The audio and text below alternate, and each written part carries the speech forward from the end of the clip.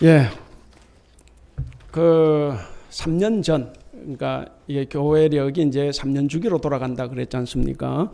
3년 전 이 주일에 설교 본문이 마태복음 16장 21절부터인 본문이었어요. 그때 서론 부분에 제가 똑같은 이 말씀을 했습니다. 예수님의 공생애는 오늘 본문 이 베드로의 신앙 고백을 분기점으로 해서 예수님의 공생애 사역이 나누어져요. 그 이전을 공생의 전반기, 그 이후를 공생의 후반기라 그렇게 이야기합니다. 그 전반부는 갈릴리 지역에서 약자들에게 구원을 선포한 것이라고 하면, 이 앞으로에서는 이제 지금부터 후반부는 예루살렘에서 이 강자들로부터 순환당하는 내용이 중심으로 이루어지고 있습니다. 예수님은 갈릴리 사역을 이제 마감하시는 이 시점에서 그동안의 사역을 한번 정리를 하고 싶어 하셨습니다. 그래서 정리하고 종합해서 하나의 결론을 이끌어내려고 하시는데, 그 질문이 바로 오늘 나오는 질문입니다. 거기 나오시는 대로 13절에 보면 사람들이 나를 누구라 하느냐라는 질문이에요.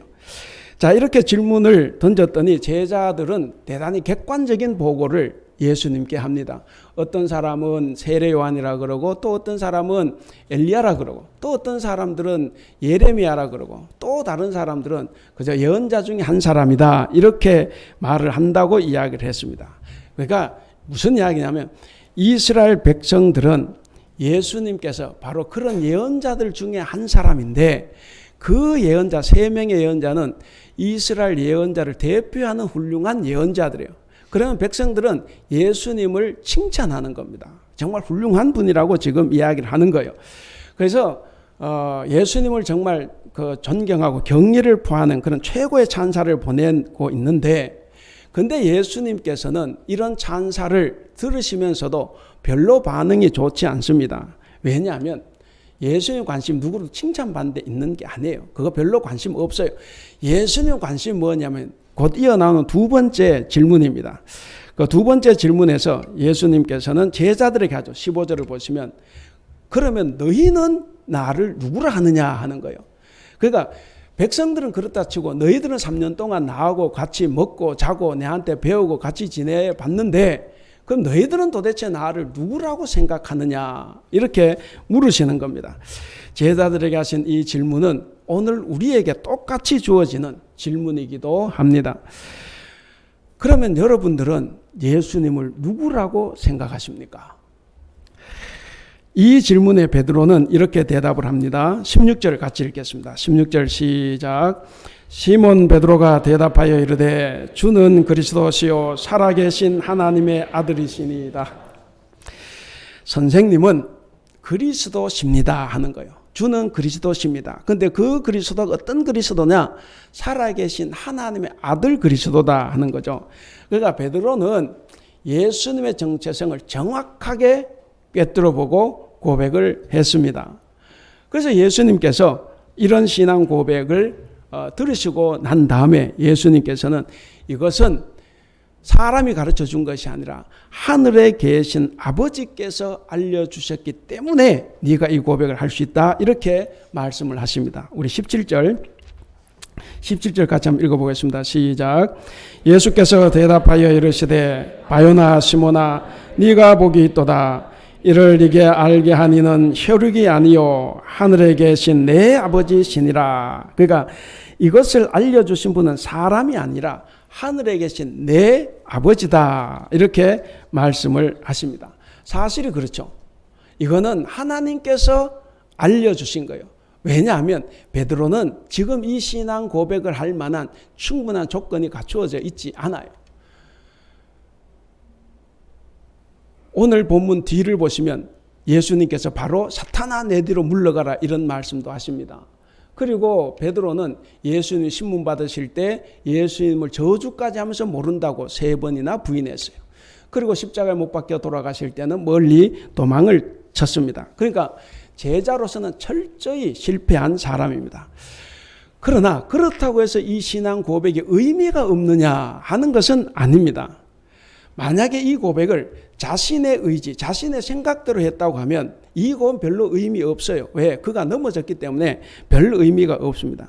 근데 이 고백은 그의 머리에서 나온 것이 아니라 오늘 말씀처럼 하나님이 알려주신 것이기 때문에 베드로의 실패에도 불구하고 이 고백은 여전히 유효하고 중요한 고백입니다. 이 신앙 고백 위에 바로 세워진 교회도 마찬가지입니다. 교회도 여러 가지 이유로 힘들 때가 많습니다. 힘들 때는 앞으로 도대체 우리 교회가 어떻게 될까? 정말 상황이 암담할 정도로 느껴질 때도 있습니다. 하지만 그 어떤 이유에도 불구하고 교회는 하나님께서 지키십니다. 왜냐하면 교회는 살아계신 하나님의 아들 그리스도에 대한 이 신앙 고백 위에 세워졌기 때문에 그렇습니다. 만약에 정말 단순하게 이 사람의 신앙 고백 위에 교회가 세워졌다고 하면 교회는 흔들릴 수밖에 없어요. 왜? 사람들의 생각으로 세워졌으니까. 그러나 교회는 사람의 머리로 생겨난 것이 아니라 하나님께서 알려주신 그 고백 위에 세워졌기 때문에 살아계신 하나님께서 교회에 생명을 주시는 거예요. 하나님이 지키십니다. 그래서 아무리 사람이 흔들고 장난을 쳐도 교회는 쓰러지거나 넘어지지 않습니다. 오히려 더 든든히 서 갑니다. 이건 우리가 기독교 2000년 역사를 통해서도 알 수가 있는 겁니다. 우리의 믿음도 마찬가지예요. 우리의 믿음이 우리 자신에게서 난 것이라고 하면 흔들릴 수밖에 없습니다. 얼마나 우리가 자주 흔들리고 쓰러지겠습니까? 그런데 우리의 믿음은 우리에게서 난 것이 아니에요. 누구에게서 났습니까? 바로 우리 하나님께서 우리에게 주신 선물로 주어진 것입니다. 그렇기 때문에 우리의 믿음은 항상 우리 안에 있습니다. 우리 안에 있고, 그리고 그 믿음 위에 세워진 교회도 역시 누구도 무너뜨릴 수 없습니다.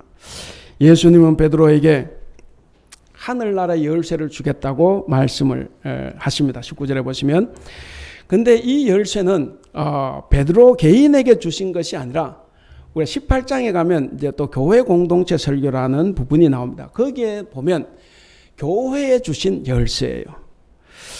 따라서 교회는 하나님의 열쇠, 천국 열쇠를 가지고 있습니다. 이 말은 무슨 말이냐면 교회가 천국 열쇠를 가지고 있다. 이 말은 교회가 하나님의 권위를 가지고 있기 때문에 세상에서 복음을 선포해야 되고 그리고 하나님 나라를 전해야 된다는 책임이 우리에게 있다 하는 것을 가르쳐주는 뜻이기도 합니다. 또 때로는 교회가 흔들리기도 하고 휘청거리기도 합니다. 쓰러질 것 같이 연약해 보일 때도 있습니다. 그래도 우리는 하나님께서 주신 이 복음 전도의 사명, 우리가 해야 될 일을 끝까지 감당을 해야 됩니다. 왜 그러냐면 교회의 권위는 사람에게서 나온 것이 아니에요. 바로 하나님이 주신 것이기 때문에 그렇습니다. 오늘은 이제 성령 강림절로 12번째 주일입니다. 오늘 말씀을 우리가 다 귀담아 들을 수 있기를 바랍니다. 그래서 우리 모두의 신앙이 천국의 문을 여는 열쇠로 작용할 수 있기를 간절히 바랍니다. 그런 의미에서 이번 주간에 우리 자신을 바로 세우고 그리고 교회를 바로 세우기 위해서 우리가 훈련해야 될 신앙 자세는 우리가 가진 권세에서 힘 빼기입니다. 제가 이런 거 잘 안 하는데 우리 같이 한번 복창을 해보겠습니다. 우리가 가진 권세에서 힘 빼기. 시작. 우리가 가진 권세에서 힘 빼기. 예, 힘 빼기입니다. 과거에 그 이만재라는 사람이 교회 가기 싫은 77가지라는 책이 있었습니다. 그 책의 주장은 뭐냐면 교회나 세상이나 다를 바가 없더라. 이게 이제 밑바닥에 깔려 있습니다. 교회에서도 사람을 학력에 따라서 세상 신분에 따라서 차별하더라 하는 거예요.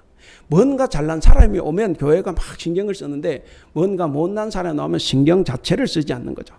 교회는 예수님의 평등 정신과 박애주의를 실천하는 그런 도장이어야 함에도 불구하고 세상 못지 않은 하나의 계급이 존재하더라. 또 겸손을 가장한 미소와 그럴싸한 좋은 말들로 포장하지만 뒤에서는 세상 못지않은 이간질과 비난이 난무하더라.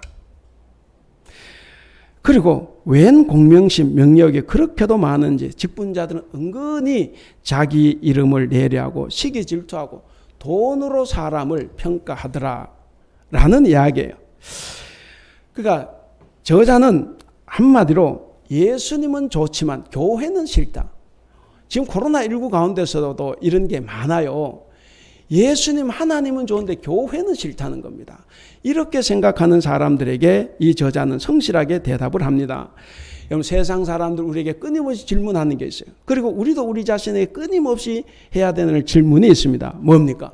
교회의 존재 목적이 뭐냐 하는 거죠. 세상의 바이러스를 퍼뜨려야 되느냐, 세상의 바이러스를 종식시켜야 되느냐, 교회의 존재 목적이 뭐냐. 교인이 된다는 것은 도대체 무엇을 의미하는가? 그리스도인이란 말이 도대체 뭘 의미하냐 하는 거죠. 그리고 교회란 무엇인가? 라는 질문에 대해 하나님을 제대로 믿는 성도들이라고 하면 오늘 우리는 이와 같은 질문에 분명한 해답을 가지고 있어야만 합니다. 그런데 오늘 본문 말씀 바로 이런 질문에 대한 해답을 제시해 주고 있습니다. 이게 이제 성령 강림 후절기 동안 계속 개인의 신앙 삶에 초점이 맞춰졌다고 하면 오늘 본문은 우리가 교회 생활에 이 교회에 한번 초점을 맞추어 보게 하는 질문입니다.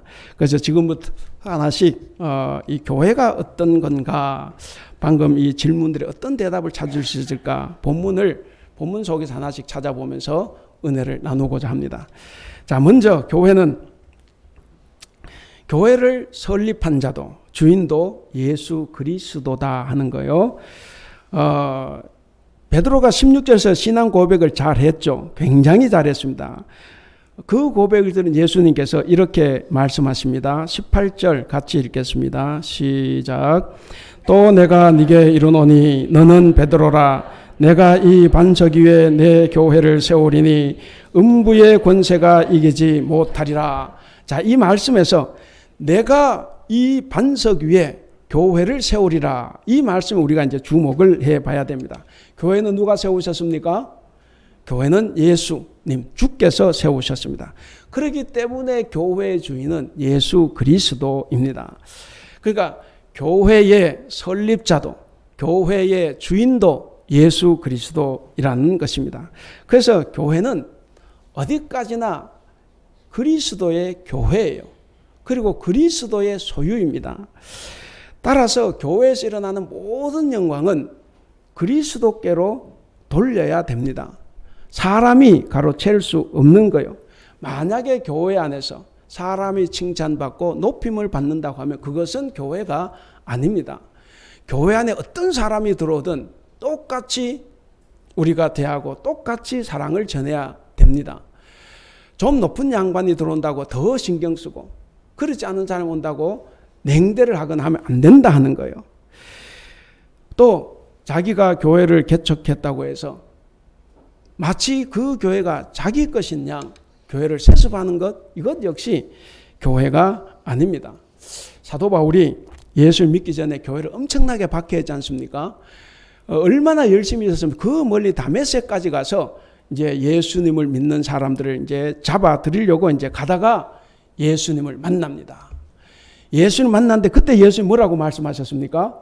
사울아, 사울아, 나는 네가 핍박하는 예수다. 그러니까 네가 어찌하여 나를 핍박하느냐 이렇게 말씀하셨어요. 이 말씀에서 보면 예수님은 교회와 당신을, 교회와 예수님을 동일시하셨어요. 분명히 사울은 교회를 핍박했습니다. 그런데 예수 왜 나를 핍박하느냐 이렇게 말씀을 하셨습니다. 이것이 바로 교회예요. 교회입니다. 그래서 우리는 교회는 곧 그리스도요. 그리스도가 곧 교회고, 그래서 교회는 그리스도의 몸이라고 우리가 고백을 합니다. 그렇기 때문에 절대로 교회는 사람이나 어떤 단체가 주인이 아닙니다. 교회에서의 모든 일은 오직 주님의 뜻대로만 이루어져야 합니다. 사람의 뜻과 의도에 따라서 이루어져서는 안 됩니다. 그래서 사도행전을 보면 초대교회 성도들은 어떤 일을 행하기 전에 반드시 먼저 하나님께 하나님 뜻을 여쭈어 봤습니다. 그리고 주님의 뜻이 무엇인가가 분명하게 드러나면 별다른 이견 없이 그 뜻대로 그대로 행했습니다. 여러분, 근데 오늘날 우리 교회, 우리 타이베이 한국교회 그리고 한국의 수많은 개신교회들은 어떻습니까? 오늘날 교회가 과연 주님이 교회의 설립자로서 교회의 주인이시라는 것을 인정한다고 자신 있게 말할 수 있냐 하는 거예요. 내가 세웠다고 다 내 것이라고 생각하는 이 상황들이 너무 많습니다. 그래서 저는 부끄럽지만 그렇지 못한 것이 현실이라고 봅니다. 여러분, 오늘날 우리의 교회에서는 공공연하게 민주주의를 외칩니다. 또한 모든 일이 주님의 뜻이 아니라 세상의 뜻대로 이루어지고 있습니다. 무슨 일을 하든지 먼저 하나님께 기도하며 그 뜻을 구해야 되는데 그 뜻을 구하기보다는 사람들의 조작과 사람들의 의견에 따라서 좌지우지 됩니다. 여러분, 이것은 절대로 주님이 교회의 설립자요 주인이라는 것을 인정하지 않는 태도입니다. 이것은 명백하게 교회에서 주님을 소외시키는 것이고 그리고 주님의 주권을 침해하는 것입니다. 물론 그렇다고 해서 이 교회에서 성도들 전체의 뜻을 묻는 것이 불필요하다는 말씀은 절대로 아니에요. 성경에도 보면 교회의 결정이 사도들이나 어떤 개인에 의해서가 아니라 교회 전체의 의견, 교회 전체의 의견과 선택에 따라서 민주적으로 이루어져야 한다는 것을 말하고 있어요. 그러나 그럴지라도 교회에서는 절대로 사람의 뜻이 아닌 주님의 뜻이 우선되어야 한다 하는 겁니다. 사실 성경에서 다수의 의견을 물어요. 다수의 의견을 묻고 그리고 그 다수의 뜻을 따라가는 것도 사람의 뜻을 따르는 게 아니에요. 사람의 뜻을 따른 것이 아니라 오직 주님의 뜻을 따랐던 것이라는 것을 우리가 기억을 해야 합니다. 그러니까 성경에서 교회의 다수의 의견을 묻고 따른 것은 다수의 개인적인 생각을 물은 게 아니에요. 하나님은 개인을 통해서 역사하시는 그 뜻이 다 있습니다. 그래서 개인이 가지고 있는 하나님의 뜻이 무엇인가를 찾는 거예요. 그래서 내가 하나님의 뜻대로 우리가 움직이는 겁니다. 예를 들면 우리가 이제 직분자 선거를 장로 선거를 하는데 선거를 하는데 똑같이 어떤 사람은 하나님의 뜻이 뭘까? 과연 하나님 앞에서 진실된 일고 어떤 사람이 돼야 될까 하고 생각하고 투표하는 사람이 있는가 하면 그저 내가 좋으니까 내 마음에 드니까 나한테 잘해주니까 그래서 선택하는 것, 이거는 인간의 개인 생각이에요. 우리는 조심해야 됩니다. 우리가 다수의 의견을 묻는 것이 결코 개인의 의견을 묻는 것이 아니에요. 각자에게 주어져 있는 하나님의 뜻을 그 다수를 통해서 드러내 보이고자 하는 것입니다. 그래서 사랑하는 우리 성도 여러분, 우리는 교회에서 내 개인적인 생각, 우리 개인적인 주장을 강요하지 맙시다. 사람의 뜻을 쫓아 하는 일은 다 잘못된 범죄라는 것을 우리가 꼭 기억을 해야 됩니다. 우리는 주님이 교회의 설립자여 주인 되심을 겸손하게 인정을 하고 그리고 그분의 뜻에 우리는 귀를 기울여야 합니다. 모든 일을 하기 앞서서 반드시 주님의 뜻을 구해야 돼요. 사람에게 가서 사람의 뜻을 구하는 것이 아니라는 겁니다. 그래서 우리는 주님의 뜻 안에서만 우리가 모든 일을 행해야 됩니다. 자, 두 번째로 18절을 통해서 보면 교회는 바른 신앙 고백 위에 세워질 때만이 진정한 주님의 교회다 라는 이야기입니다. 18절을 다시 보시면 예수님께서 베드로의 이름을 거명하시면서 그렇게 이야기하셨죠. 이 반석 위에 내 교회를 세운다. 여러분, 이 말씀은 당연히 베드로 개인의 인격 위에 교회를 세우는 게 아니에요. 그의 인격 위에 교회를 세우는 것이 아니라 베드로가 했던 그 바른 신앙 고백 그 토대 위에 교회를 세운다 하는 거예요. 이것이 이제 가톨릭과 우리가 좀 다르죠. 가톨릭은 베드로 이름 위에 세워졌다고 보는 거예요. 그래서 베드로가 초대 교황이고 그래서 지금까지 교황이 이어지고 있습니다. 그러나 우리 개신교회는 그러지 않습니다. 베드로 개인의 인격 위에 세워진 것이 아니라 이 사람의 신앙 고백 위에 세워졌다 하는 거죠. 바로 예수님은 베드로 신앙 고백 토대 위에 교회를 세우시겠다라는 말씀이 바로 이 반석 위에 내 교회를 세운다 하신 말씀입니다. 그렇습니다. 주님은 당신의 교회를 바른 신앙 고백의 토대 위에 세우셨습니다. 따라서 바른 신앙 고백의 토대 위에 세워지지 않은 교회는 그 어떤 교회도 교회가 아닙니다.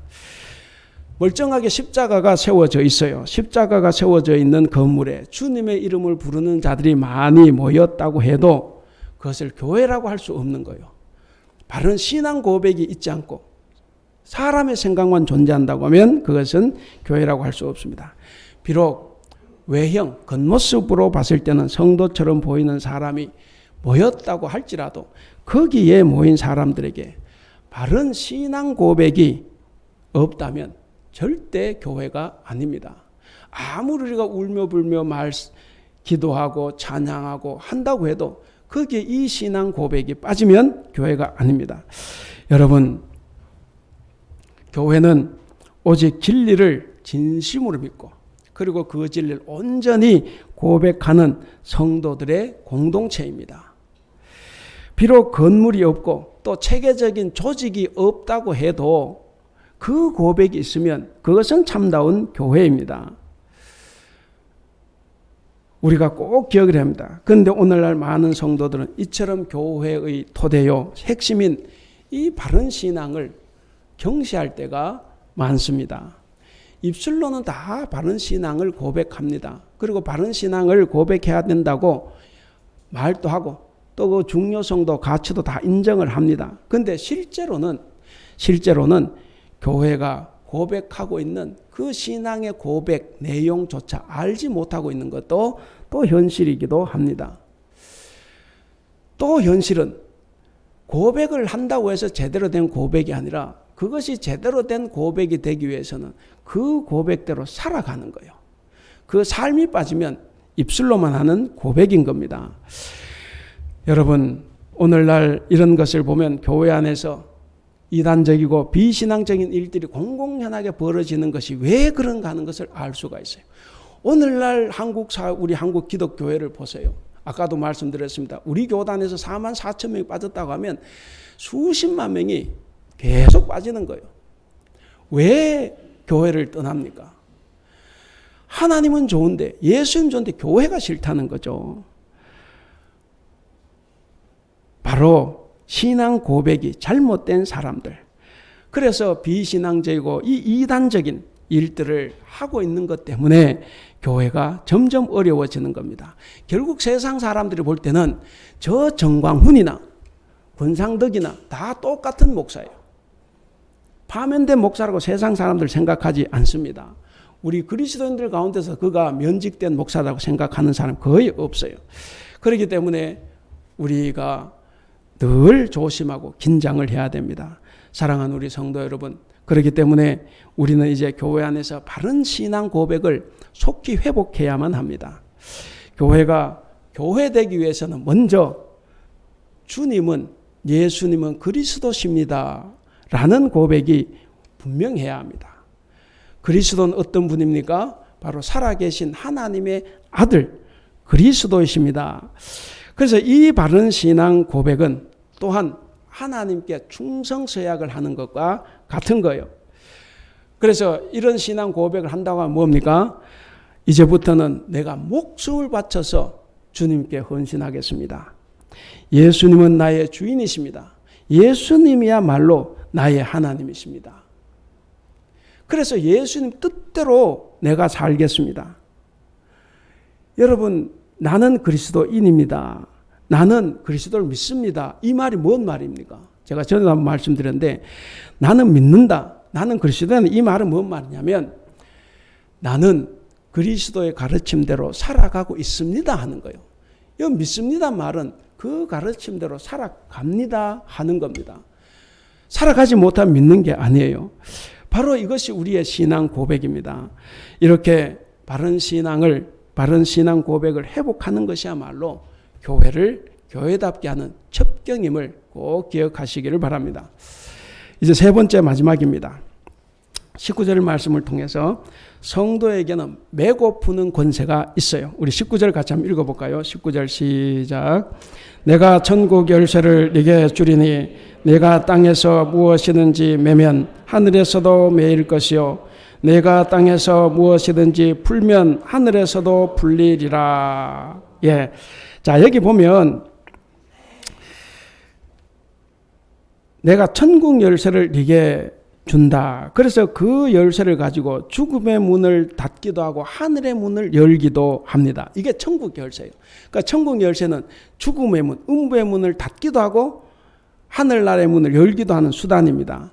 근데 이 천국 열쇠는 베드로에게만 준 것이 아니라 마태복음 18장을 통해서 볼 때 예수님을 그리스도로 고백하는 모든 자들에게 다 주신 권세예요. 그러니까 저도 여러분들도 가지고 있는 권세입니다. 그렇다면 이 권세는 무엇을 위한 권세이겠습니까? 내가 좋아하는 사람은 풀어주고 싫어하는 사람은 매는 그런 권세이겠습니까? 이 권세는 교회를 하나로 묶는, 연합시키는 권세입니다.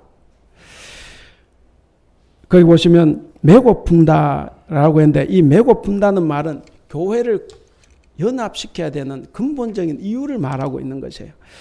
여러분 다 천국 열쇠를 다 가지고 있어요. 자, 생각을 해보세요. 만약에 천국 열쇠를 가진 사람 중에 누군가가 땅에서 누군가를 맨다고 하면 그 맨 사람도 맬 수 있는 천국 열쇠를 가지고 있어요. 그래서 그 사람도 나를 매버려요. 그래서 서로가 매면 어떻게 됩니까? 이걸 교회라고 할 수 있겠습니까? 내 싫어한다고 매고 저놈 매면 나도 매고 내면 또 저 사람도 매고, 이것은 교회 공동체라고 할 수 없는 겁니다. 이런 일들이 계속 반복되면 교회 혼란만 가중이 됩니다. 여러분, 문제를 일으킨 사람 내쫓아버리는 게 제일 간단하고 쉬운 방법이에요. 여러분 그룹에서 너 말 잘 안 들은 거야 왕따 시키면 돼. 카톡방에서 은근슬쩍 다 나가서 따로 만들면 걔 하나 소외되는 거예요. 제일 쉬운 방, 괜히 거기서 니 나가라 안 나간다 이럴 필요가 없는 겁니다. 근데 마태복음에서 해결책은 그게 아니에요. 마태복음은 교회 공동체를 하나님의 공동체로 드러내기 위해서 전혀 새로운 방법을 제시하고 있습니다. 그것은 서로를 매지 말라는 거예요. 서로를 매지 않고 서로를 땅에서 풀며 하늘에서도 푸는 그 방법을 선택해서 살라고 지금 말씀하고 있습니다. 여러분, 매고 푸는 권세는 각자의 힘을 드러내기 위해서 사용하는 게 아니에요. 우린 좀 힘을 가지면 뭔가 자꾸 그 힘을 사용하고 싶은데 여기서는 그게 아닙니다. 여기서 주어진 권세는 공동체가 하나로 연합함으로써 하나님의 뜻을 드러내기 위한 것이에요. 내 뜻을 드러내기 위해서 권세가 주어진 것이 아니라 하나님의 권세, 하나님의 뜻을 드러내기 위해서 주어진 겁니다. 그러면 이제 천국 열쇠가 어떤 것인가 하는 것은 명확해졌습니다. 그것은 권세 있는 자들의 힘을 증가시키는 것이 아니라 오히려 권세 있는 자들의 힘을 빼려고 하는 데 있는 거예요. 힘을 뺀다. 그리고 권세를 가진 자들이 하늘의 문을 열고 죽음의 문, 음부의 문을 닫을 수 있는 길이 있다는 것을 보여주는 겁니다. 그래서 우리가 하늘 문을 여는데 중점을 둬야 되는 거죠. 또 하나는 나에게도 그런 권세가 있지만 다른 이에게도 그런 권세가 있다는 것을 우리에게 깨우쳐 주는 겁니다. 다른 이는 누굽니까? 나보다 힘이 없는, 별 볼 일 없는 사람, 작은 자라고 해서 함부로 할 수 있는 사람, 내가 미워하면 미워할 수 있고 내가 죽이면 죽일 수도 있는 그런 사람도 업신여기지 않고 그 작은 자도 하나님께서는 똑같은 권세를 줬다는 것을 깨우쳐 주시는 그 지혜를 주기 위해서 이것이 주어진 겁니다. 이렇게 스스로 낮아져서 공동체를 하나로 묶는 길을 택하게 하시려고 예수님은 이 땅의 모든 성도들에게 바로 메고 푸는 이 권세를 다 주셨습니다. 그러므로 성도가 이 땅에서 무엇을 매면 하늘에서도 매어집니다. 또 땅에서 무엇을 풀면 그것을 하늘에서도 풀 것입니다. 사랑하는 우리 성도 여러분, 이처럼 메고 푸는 권세를 가진 우리들이 과연 이 땅에서 어떠한 사람으로 살아가야 되겠습니까? 매는 사람이 되어야 하겠습니까? 아니면 푸는 사람이 되어야 하겠습니까? 당연히 푸는 자가 되어야 할 것입니다. 이해하고 용서하고 서로 사랑함으로써 풀어주는 사람이 되어서 우리 교회 공동체를 하나로 연합시켜야만 합니다. 바로 이 일을 위해서 주님은 우리에게 이와 같은 큰 권세를 주신 거예요. 이제 말씀을 맺겠습니다. 성도 여러분, 교회는 하나님이 직접 지키십니다. 또한 주님은 하나님의 아들 그리스도십니다 라고 고백하는 저와 여러분들을 다 직접 지켜주십니다. 그렇기 때문에 여러분이 어떠한 상황, 어떠한 어렵고 힘든 상황에서도 걱정하지 말고 두려워하지 마시고 낙심하지 마시고 하나님이 주신 그 가정과 직장과 일터에서 최선을 다해 그리스도인의 삶을 살아가실 수 있기를 바랍니다. 사랑하는 우리 성도 여러분, 그리스도인의 진정한 삶이 무엇입니까? 오늘 제목 같이 한번 읽어보겠습니다. 시작. 그리스도인 교회를 세우는 사람. 교회를 세워가는 사람이 진정한 그리스도인입니다. 여러분들이 가진 그 권세에서 힘을 빼야 됩니다. 다 힘 자랑하고 싶어요. 내가 남성교회장, 그렇진 않지만 남성교회장 됐다고 남성교회를 내 마음대로 좌지우지하겠다? 내가 여전도회장에 다 주지하겠다? 이렇게 되면 문제가 있는 거죠. 여러분들이 가진 권세에서 힘을 빼므로써 스스로 낮아져서 잘못한 사람들을 다 용서하고, 그리고 여러분들을 싫어하는 사람, 여러분들 적대하는 그 사람마저도 용서하는 삶을 살아가실 수 있기를 주님의 이름으로 간절히 축원합니다. 기도하겠습니다. 사랑이 많으신 우리 하나님 아버지, 우리가 교회를 하나로 묶음으로써 교회를 든든히 세워가는 성도들이 될 수 있도록 주님 도와주시옵소서. 이번 성령 강림제로 12번째 주간에는 이런 용서와 사랑을 통해서 교회를 하나로 묶음으로써 교회를 든든히 세워가는 우리 성도들이 다 되게 하여 주시옵소서. 주님께서 우리에게 말씀해 주셨습니다. 그 뜻을 우리에게 보여주셨습니다. 스스로 낮아져서 교회를 사랑과 용서로 하나로 묶어 우리 대북교회가 진정 주님이 주인이신 교회가 되게 하여 주시옵소서. 우리들도 올바른 신앙 고백 위에서 우리에게 맡겨주신 사명을 온전히 감당하게 하시고 삶의 어떤 환경에서도 염려하지 말고 두려워하지 말게 하셔서 모든 일들을 잘 감당할 수 있도록 주님 도와주시옵소서. 감사하며 우리 주님 예수님의 이름으로 기도하옵나이다. 아멘.